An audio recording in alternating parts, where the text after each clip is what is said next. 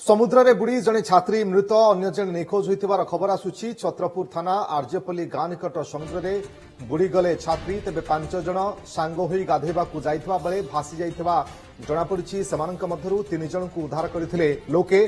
तेबे 2 जन छात्री बुड़ी जाइथिले। 2 निखोज छात्रींक मध्यरु जनकर मृतदेह उद्धार होइछि। निखोज छात्री जनक हेले शेरगढ़ गुडली मिश्र। मृत छात्री जनक हेले कनिशी अंचलर स्वप्नाराणी पंडित। तेज यात्रा देखा मामू घर को आसीथिबा बेले सांगमानंक सहित मिसी से समुद्र को जाइथिले। सिलु विशाल आम प्रतिनिधि अधिक सूचना पाई आम सहित फोन लाइन जोड़ुछन्ति। सिलु जानबा को चाहिबी जे बाबद रे सूचना कोन एवं जे छात्री जनक निखोज थिले तांको बाबद रे एपर्यंत कोनोसी प्रकार पता। देखନ୍ତୁ ରଶ୍ମି ଯଦି କହିବା ଆଜି ସକାଳ ସକାଳୁ ଏକ ଅଭାବନୀୟ ଘଟଣା ଘଟିଛି ଯାହା ଛତ୍ରପୁର ଥାନା ଆର୍ଯ୍ୟପଲ୍ଲୀ ଗାଁର 5 ଜଣ ଛାତ୍ରୀ ଛାତ୍ର ସମୟରେ ପାଖ ଆର୍ଯ୍ୟପଲ୍ଲୀ ସମୁଦ୍ର ତଟ ଯୋଉ ବଙ୍ଗୋପସାଗର ରହିଛି ସେଠି ଗାଧେଇବାକୁ ଯାଉଥିବା ସମୟରେ ଏଭଳି ଏକ ଅଘଟଣ ଘଟିଛି ଯୋଉଟା କି 5 ଜଣ ଛାତ୍ରୀ ମଧ୍ୟ ଭାସି ଯାଇଥିଲେ ଏବଂ ସେଠିକାର ସ୍ଥାନୀୟ ଲୋକ ଗ୍ରାମବାସୀ ମିଳିତ ଭାବରେ 3 ଜଣ ଛାତ୍ରୀକୁ ସୁରକ୍ଷିତ ଭାବେ ଉଦ୍ଧାର କରିଛନ୍ତି। ଆଉ 2 ଜଣ ଛାତ୍ରୀ ଯେତେବେଳେ ଭାସି ଯାଇଛନ୍ତି ତାଙ୍କୁ ଓବିଆରପି ଟିମ୍ ସହାୟତାରେ ଜଣଙ୍କର ମୃତଦେହ ଉଦ୍ଧାର କରାଯାଇଛି। ଯୋଉ ମୃତ ଜଣକ ହଉଛି ସେ କନିଷ୍ଠ ଅଞ୍ଚଳର स्वप्नाराणी पंडित जी की से युक्त 3 रे अध्ययन करछन्ते एवं अन्य जने जो छात्री जनक निखोज अछन से शेरगढ़ गुडिली मिश्र जे युक्त 2 8 रे से परीक्षा देथिले और किछि दिन पर जा रिजल्ट बाहरिबो। यदि कहवा जो एमाने को कथा जे कि निज मामू घर आर्यपल्ली गाँ को से यात्रा देखा आसते आज सकाल सकाल से गाधेवा जाता समय एभली एक अघटन घटी जाइए। अन्यपटे जो निखोज व्यक्ति छात्री अच्छा ओडिआर टीम और ग्रामवासी सहायता खोजाखोजी जारी रही।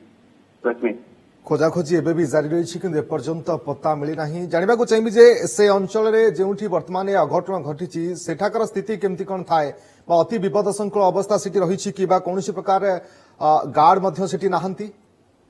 देखो आम यही जो आर्यपल्ली कहतु कि पोड़मपेटा कहतु यही सब अंचल समुद्र तटवर्ती अंचल समुद्र आरे खाई खाई अनेक गाँ खाईगला यही आर्यपल्ली गाँव को आम पूर्व न्यूज टेलीकास्ट करे गाँव में विपद रही जो आड़ी बंध करा दाबी उठी पथर बंद करने जो समुद्र तट खाई खाई आसुचे गाँ मुहां हो समुद्र तो यही नहीं सतर्क जारी कराइला विपदपूर्ण अवस्था रही जहाँ आगुरी घोषणा कराइला प्रशासन पक्षर तथापि सेठिकार गाँ लोक जो मत्स्यजीवी सेपटे रोचे से आसती विभिन्न प्रकार कार्य करती मत्स्य चाष करतु मत्स्य धरिया हो कि पोखरी जो गाधेवाई हूँ समुद्र में सब करती कि आज जिते 5 जन छात्री जाते गाधेवा कि आर्यपल्ली निकटवर्ती अंचल समुद्र कूल लंघुला कूल को खाऊला तेणु सेठी विपद रही किंतु नियमित से जगह को लोक मैंने बुलवा जाती कि स्थानीय लोक मैंने गाधोवा जाती कि ना ये एमाने न मानी जाइथिबारु एक घटना घटिला।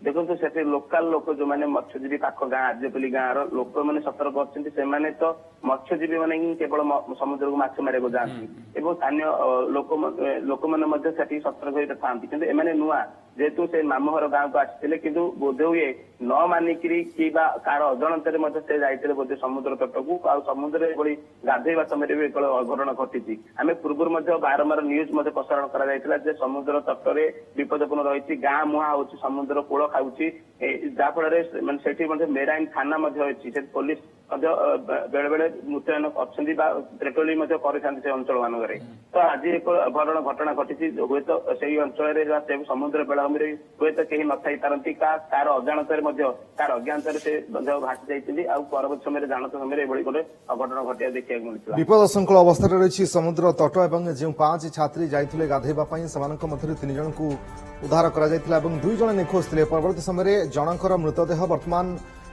उद्धार करा जड़े एबे भी निखोज अच्छा खोजाखोजी करा। बहुत बहुत धन्यवाद आपन समस्त सूचना पाई।